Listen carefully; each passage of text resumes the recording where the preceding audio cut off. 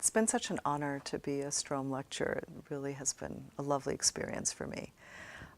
It gave me an opportunity to read a lot about Sephardic history, so I'm really grateful for the opportunity. It was almost like I was just taking my own course in Sephardic studies and reading up and getting ready, and to have worked so hard to prepare, and then, you know, be blessed with this incredible reception that I received here and such warmth from the two audiences that we had on Monday and Wednesday.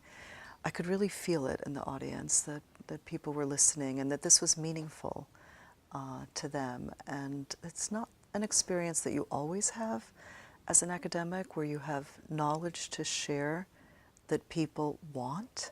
It was knowledge that people wanted, and it was knowledge that had a lot of heart to it, and I felt the heart that I brought to it was being, in many ways, I don't know, responded to with the heart of so many people in the audience. And I was also very grateful that from the very beginning, Noam Pianco said to me, you know, feel free to be very creative in your lectures, you know, do the kinds of things that you always like to do, bring in the creative elements, you can bring in poetry.